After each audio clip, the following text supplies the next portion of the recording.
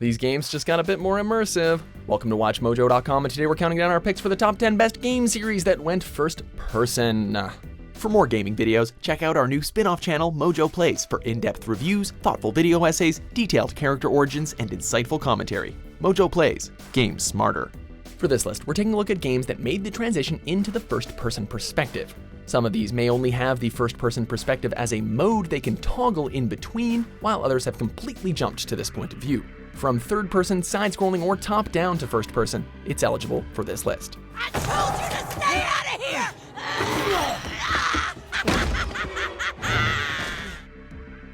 Number 10, Command & Conquer Renegade. Okay, jumping from one perspective to another while sticking with the same genre is one thing, but this completely flips the script. The Command & Conquer games are typically real-time strategy, so the transition to a first-person shooter did feel a little bit jarring. You play a commando by the name of Nick Havoc Parker, set loose in wide-open levels.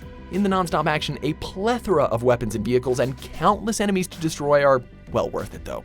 Coupled with the familiar themes, items, and characters known to the series, this was a blast to play that kinda predated a lot of stuff.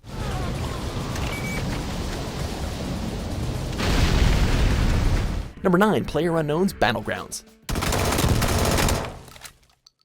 Yes! No more third-person corner peeking! Unless you're playing on a third-person server, which, why are you doing that?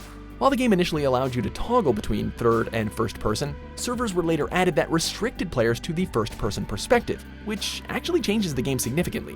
The sense of scale is magnified, people can't see through or around walls anymore, gunplay feels a lot better, and the game just feels a little bit more immersive overall. It goes to show how big an effect player perspective can have on the gameplay experience.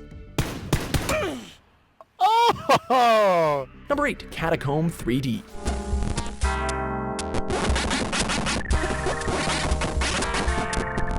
The original Catacomb released in 1989, and while it had some charm, its graphical and gameplay limitations made it hard to have long sessions. Catacomb 3D came out in 1991 and acted like a sort of prototype for Wolfenstein 3D. It uses the same engine actually and has pretty much the same gameplay. You play as a wizard, shooting at monsters while traversing a maze-like level. Secrets can be found by blasting away walls in front of you, which was pretty cool at the time. That's right, first-person destructible environments way back in '91, baby!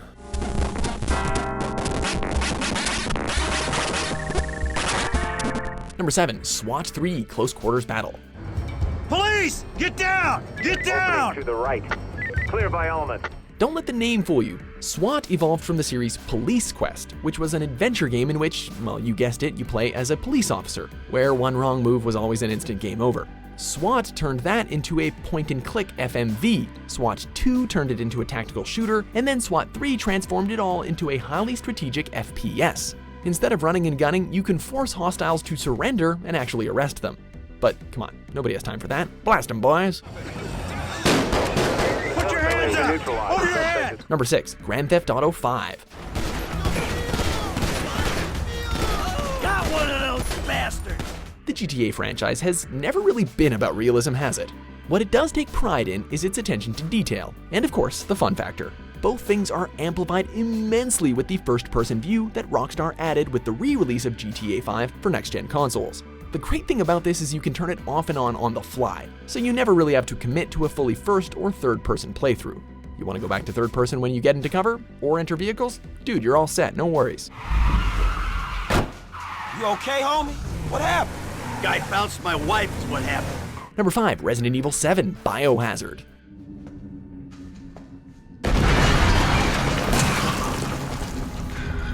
Another game that people were kinda wary about.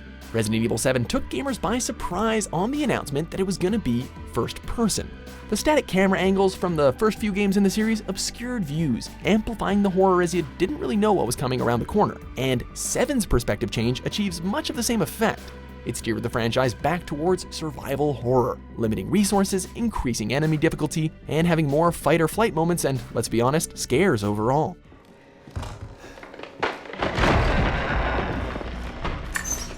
Number 4, Wolfenstein 3D.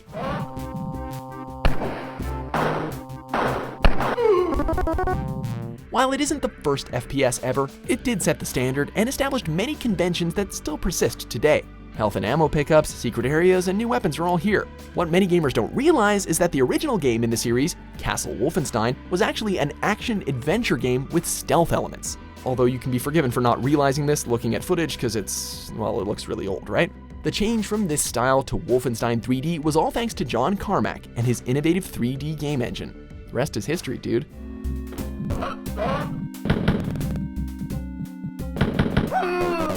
Number 3, Duke Nukem 3D.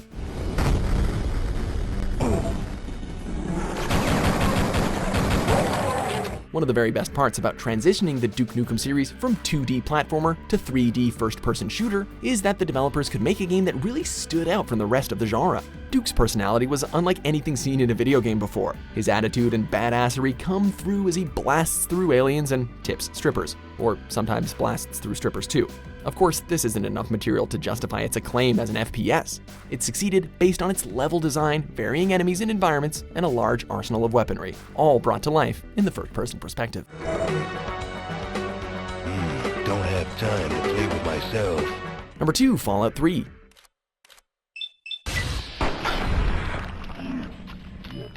We can understand gamers' reluctance to check out Fallout 3 when it was released. It did go from an isometric strategy RPG to an FPS RPG.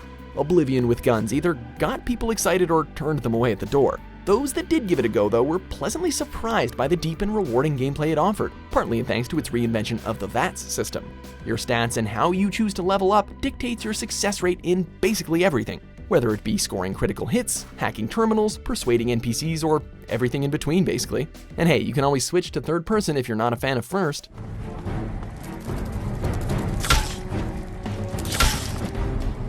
Number 1, Metroid Prime.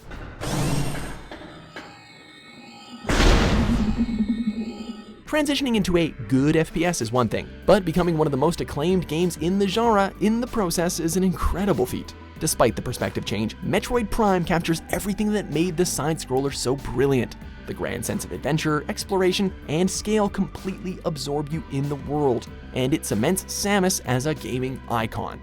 Metroid Prime isn't just a great Metroid game, and it's more than just a great FPS. Metroid Prime is one of the best games ever crafted, period.